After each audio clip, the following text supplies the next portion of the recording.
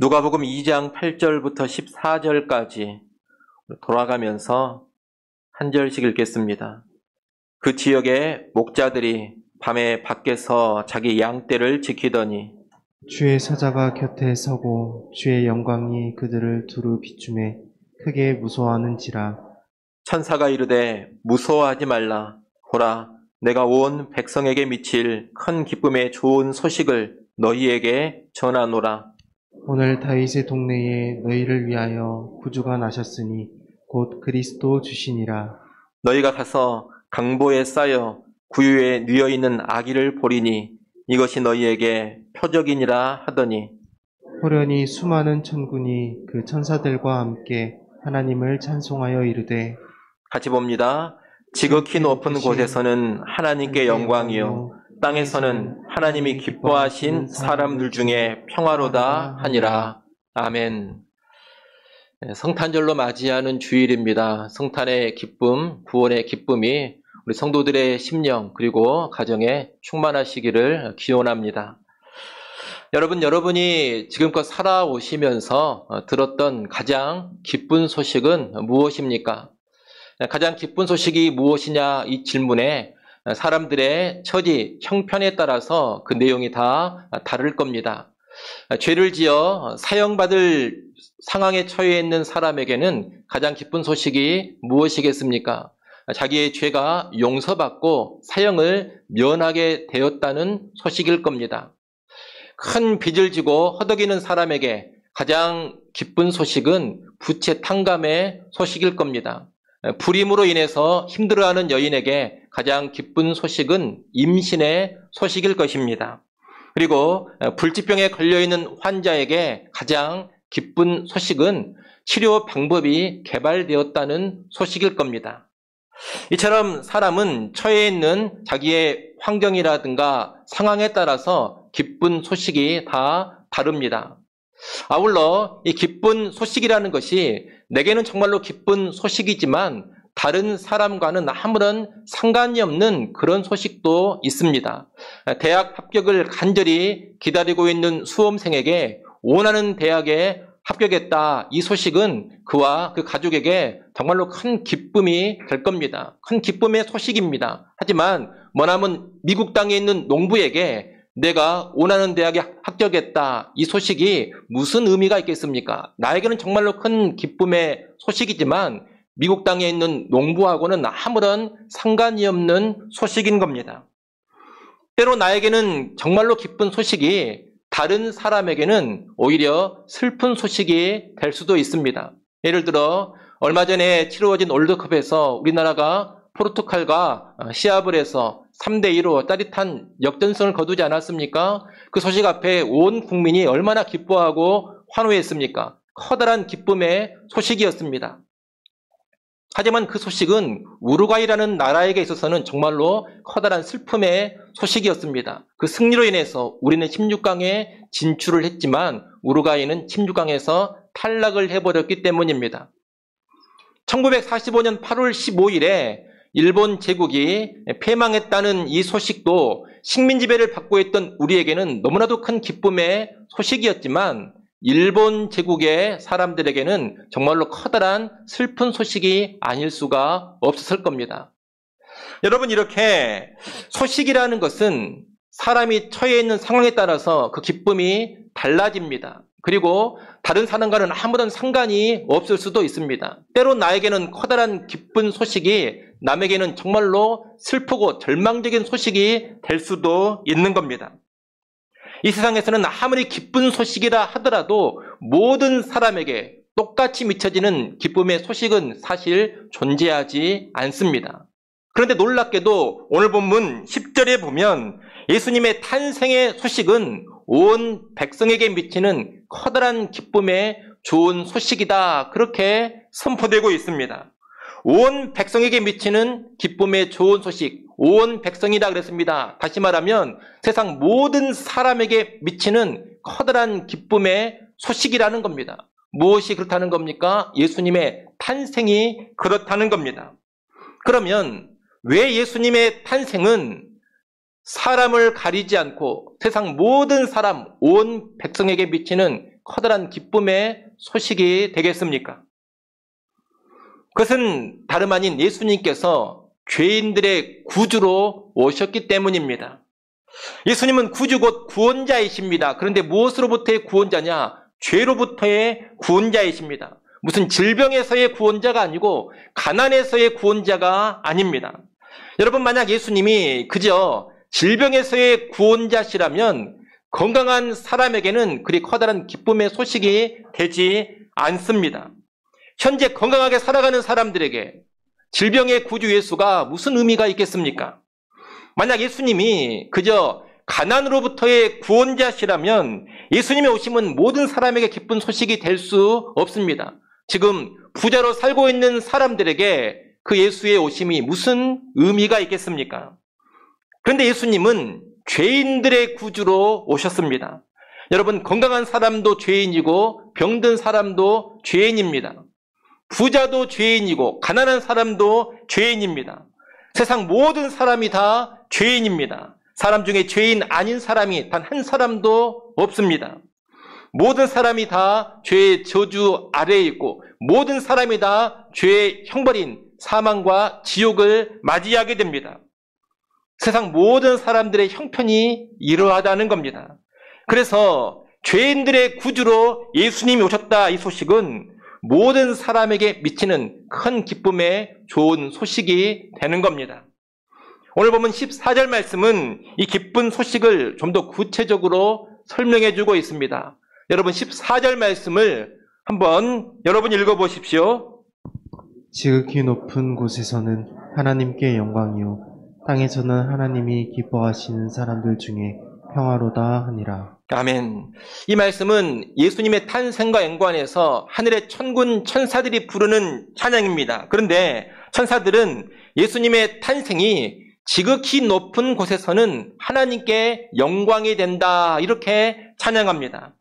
이 찬양은 예수님의 탄생이 구약 예언의 성취와 연관되어 있음을 의미합니다. 성경에 보면 우리 하나님께서는 인류의 시조인 아담과 하와가 범죄한 그 직후부터 죄로 인해 죽을 수밖에 없는 인간을 구원하기 위한 계획을 진행시켜 오셨습니다. 하나님은 이미 창세기 3장 15절에서 무엇을 약속하셨느냐? 여자의 후손으로 구주를 보내시겠다, 그렇게 약속을 하셨습니다.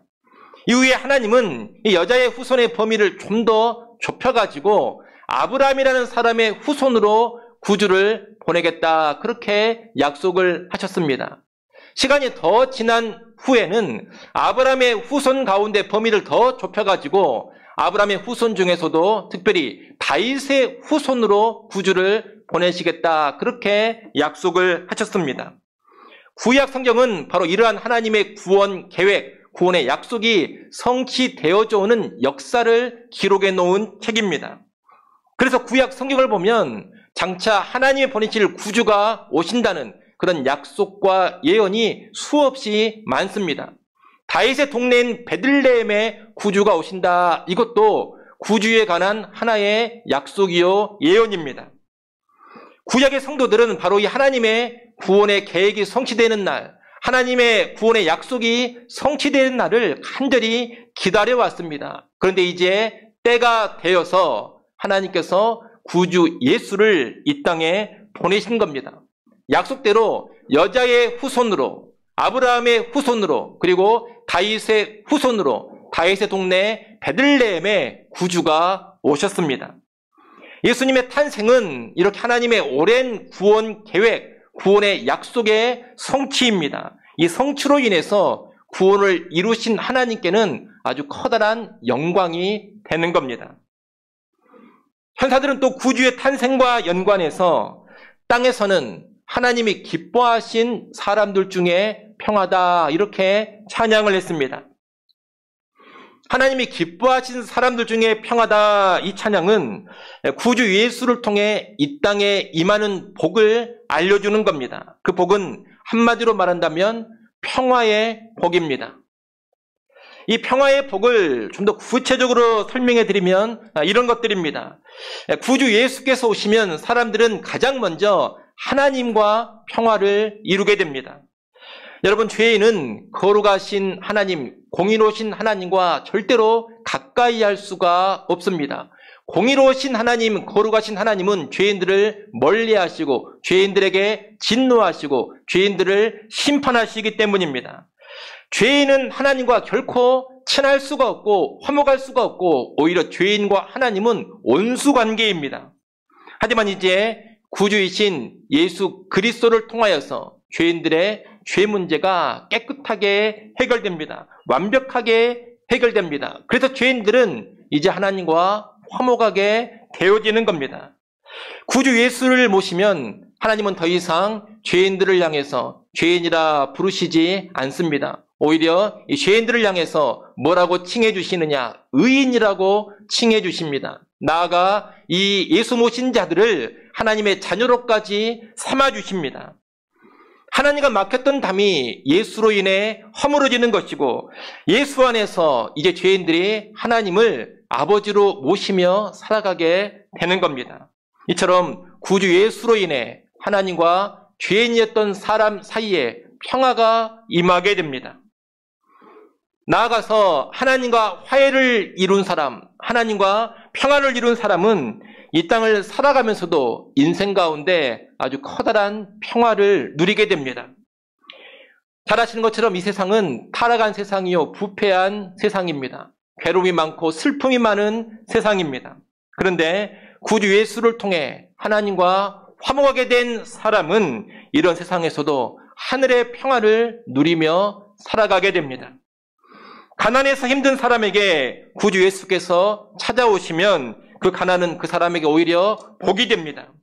가난하기 때문에 더 하나님을 의지하는 믿음의 복을 풍성하게 누리는 겁니다. 성경은 가난한 자들이 오히려 믿음의 복을 받아 누린다. 다시 말하면 가난한 자들이 믿음의 부유해지는 복을 누린다. 그렇게 말씀하고 있습니다.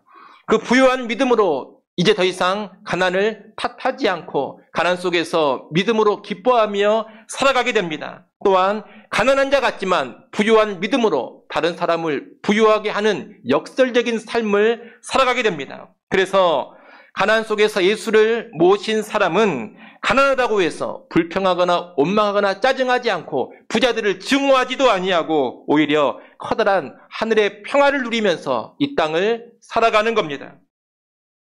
한치 앞을 알 수 없는 세상 속에서 불안한 삶을 살아가는 사람도 구주 예수를 모시면 이제 커다란 평화를 누리게 됩니다. 우리 하나님은 구주 예수를 모신 자들의 삶을 결코 방치하시지 않습니다. 그들의 삶을 철저하게 인도하시고 보호하십니다. 그리고 모든 것이 합력해서 반드시 선을 이루게 하십니다. 예수를 모신 사람들은 그런 하나님의 선을 이루시는 인도와 보호를 알고서 이 땅의 모든 형편 가운데 커다란 평안을 누리는 겁니다.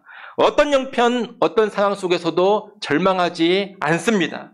내 인생길이 참으로 순탄해서 잔잔한 강 같든지 아니면 큰 풍파로 무섭고 힘들든지 언제나 커다란 평화를 심령에 누리게 됩니다. 세상이 줄 수 없는 평화, 세상이 이해할 수 없는 큰 평화를 구주 예수를 모신 사람은 누리게 된다는 겁니다.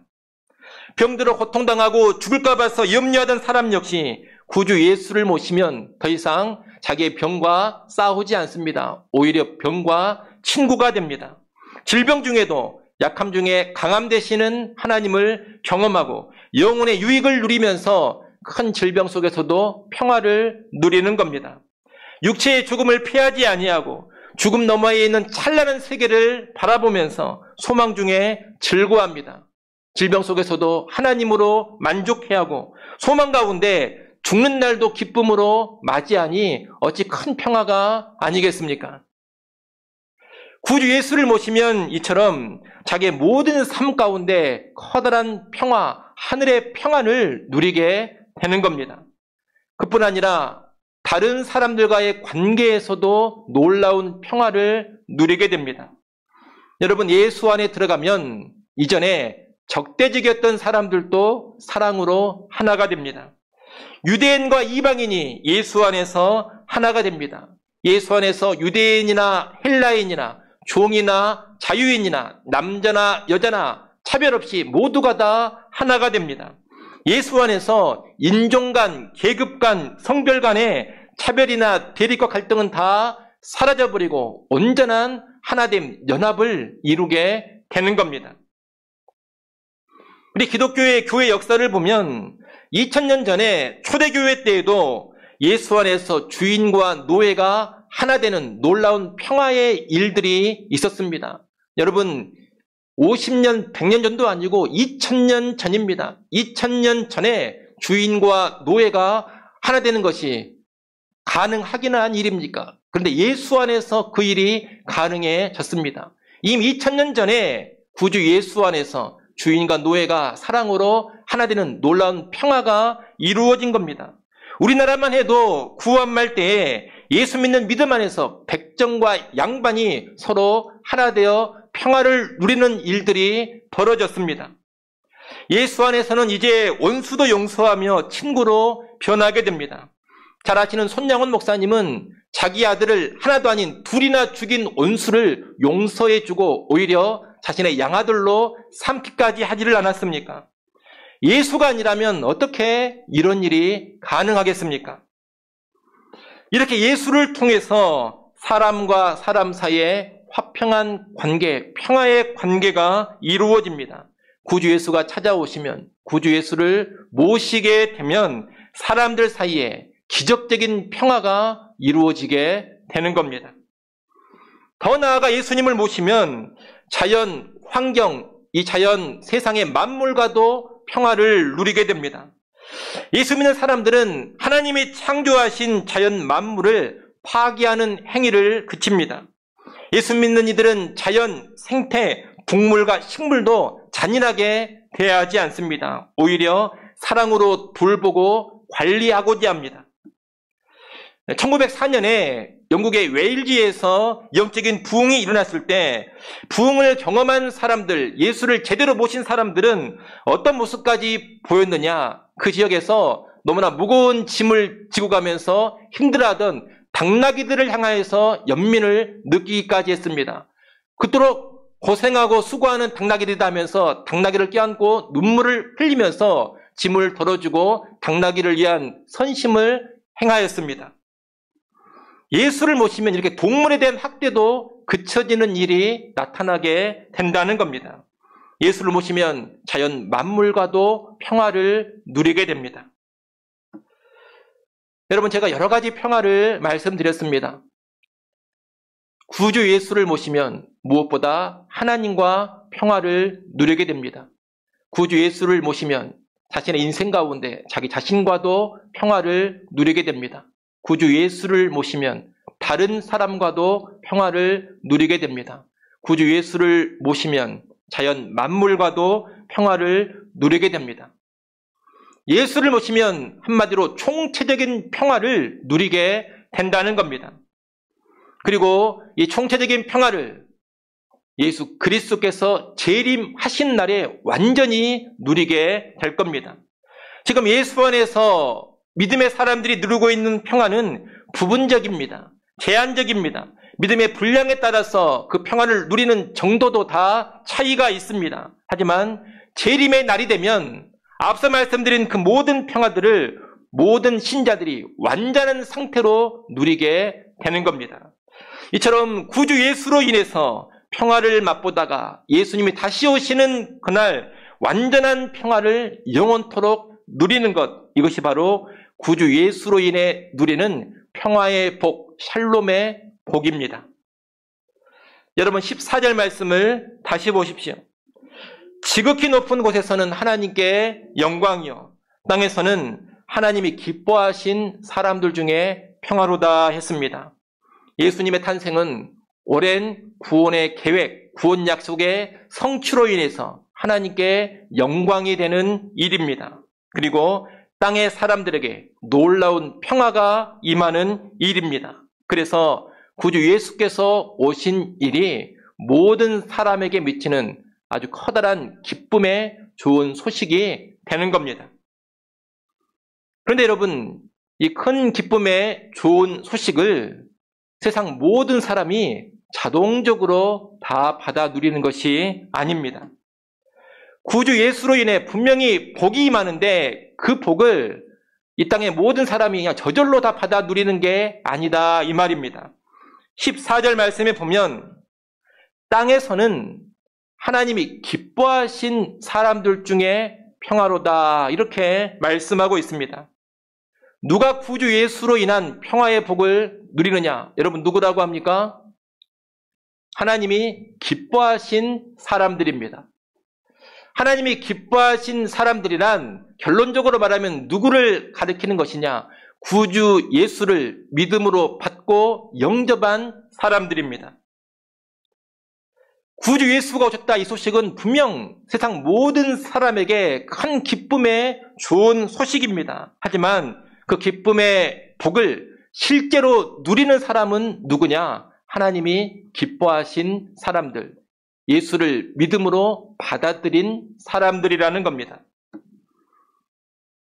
여러분 한번 생각해 보십시오.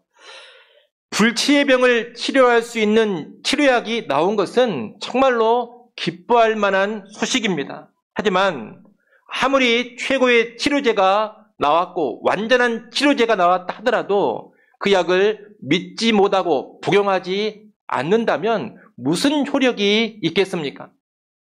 아무리 대단한 치료제라 하더라도 불신하고 거부해 버리면 치료의 효과를 전혀 볼 수 없는 겁니다. 여러분은 소아마비라는 병을 아실 겁니다. 주로 어린아이들의 신경계에 영향을 미쳐서 호흡 곤란으로 숨지게 하거나 위기를 넘긴다 하더라도 다리에 장애를 줘서 평생 절름발이로 살아가게 하는 아주 무서운 질병입니다. 1950년대까지 이 소아마비는 불치의 병이었습니다. 특히 1952년에는 미국 전역에 수많은 소아마비 환자들이 나타나서 미국 전역을 공포에 떨게 만들었습니다. 그런데 조너스 소크라는 미국인 의사가 소아마비 백신을 개발합니다. 그리고 최종 임상 실험까지 다 마친 후에 1955년에 안전하고 효과적인 백신이다 이렇게 공표를 합니다. 안전하고 효과적인 소아마비 백신이 나왔다는 그 소식이 전해지자 수많은 미국인들이 환호했습니다. 소아마비로 인해서 더 이상 두려워하거나 고통당할 일이 사라져버렸기 때문입니다. 더 놀라운 일이 있었습니다. 이 소아마비 백신을 개발한 조너스 소크가 백신의 특허권을 주장하지 않고 무료로 배포를 한 겁니다. 당시 미국의 유수한 제약회사들은 이 조너스 소크를 찾아가서 소아마비 백신의 특허권을 우리에게 넘겨라 그렇게 제안을 했습니다. 그 특허권을 넘기면 평생 8조 원 정도 되는 돈을 벌 수 있었다고 합니다.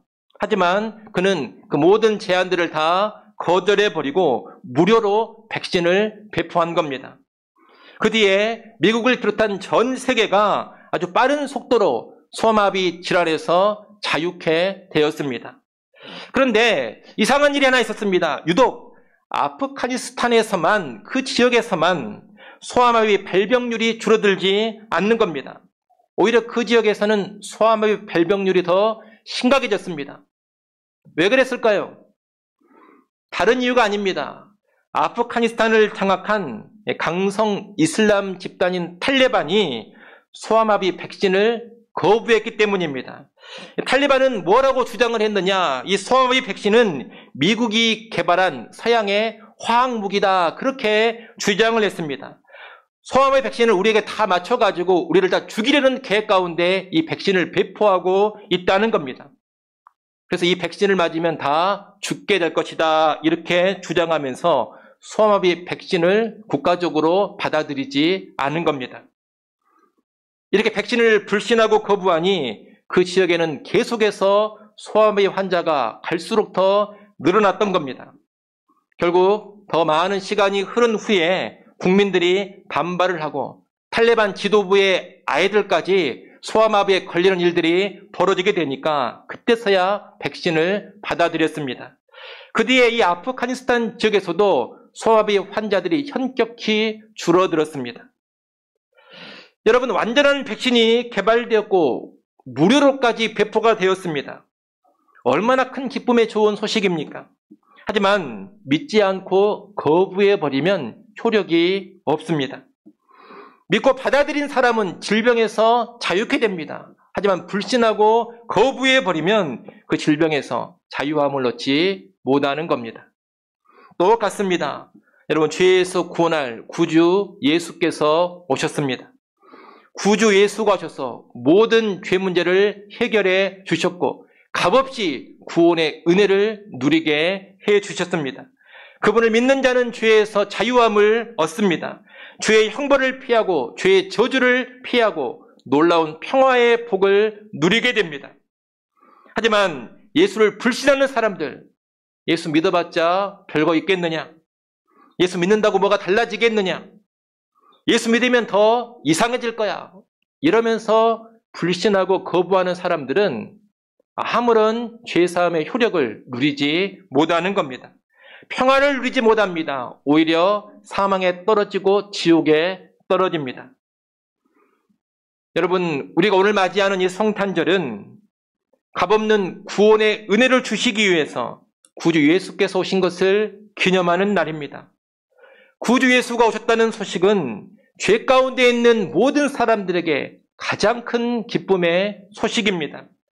이 기쁜 소식을 믿음으로 받으시기를 바랍니다. 혹시 가운데 아직 구주 예수에 관한 기쁜 소식을 믿음으로 받아들이지 못한 그런 분들이 계시지는 않습니까? 그렇다면 구주 예수를 믿음으로 받아들이는 그런 성탄절이 꼭 될 수 있기를 바랍니다. 구주 예수를 믿음으로 죄로부터 자유하고 놀라운 평화의 복을 누리게 될 겁니다. 이 자리에는 이미 그 기쁜 소식을 믿음으로 받아들인 분들도 많을 겁니다. 그분들은 이 성탄절에 크게 기뻐하고 즐거워하시기 바랍니다. 성탄은 구주께서 죄인된 나를 위해 오신 날입니다. 나를 살리려고 하나님이 친히 사람이 되셔서 오신 날입니다. 한편으로는 너무나 황송하지만 또 한편으로는 한없이 기쁜 사건이 바로 구주 예수께서 탄생하신 사건입니다. 그 일을 다시금 기억하고 묵상하면서 구원의 은혜로 크게 감사하고 더불어 기뻐하고 즐거워하시기 바랍니다.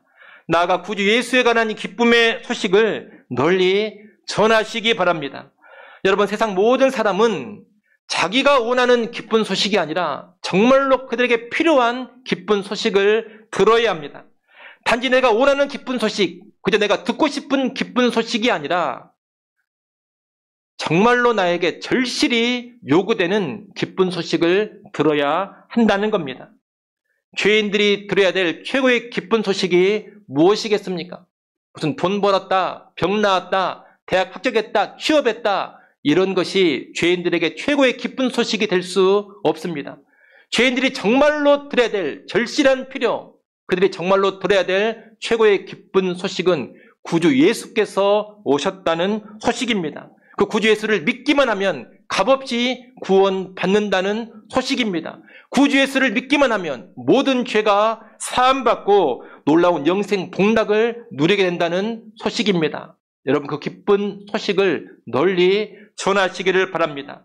물론 이 소식 앞에서 어떤 사람들은 무덤덤한 반응을 보이기도 할 겁니다.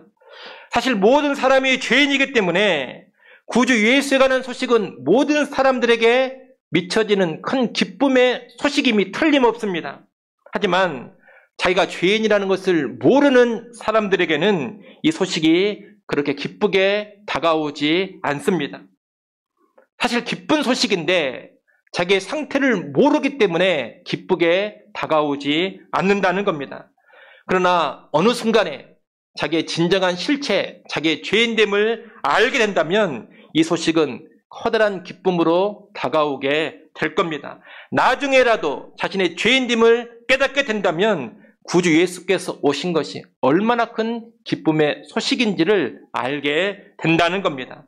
그러나 여러분, 현재 사람들의 반응이 어떠하든지 간에 그에게 절실히 필요한 기쁜 소식은 구주 예수께서 오셨다는 소식이라는 것을 확신하시고 이 기쁜 소식을 주변 사람들에게 세상에 널리 전할 수 있기를 소원합니다.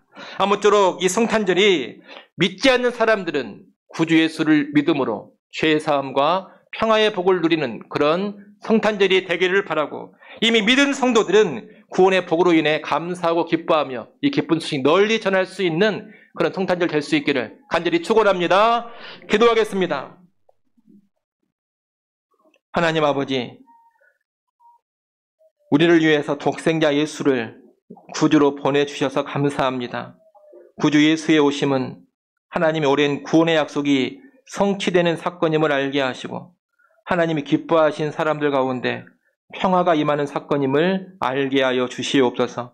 구주 예수가 오셨다는 이 큰 기쁨의 좋은 소식을 믿음으로 받을 수 있기를 원합니다. 그래서 죄로부터 구원을 얻게 하여 주옵소서. 하나님과 평화를 누리고 내 모든 삶 중에도 평화를 누리고 나아가 다른 사람들과 만물과도 평화를 누리게 하여 주시옵소서. 또한 이 큰 기쁨의 좋은 소식을 언제나 선포하는, 전파하는 교회와 성도들 되게 하여 주시옵소서. 예수님의 이름으로 기도드리옵나이다. 아멘.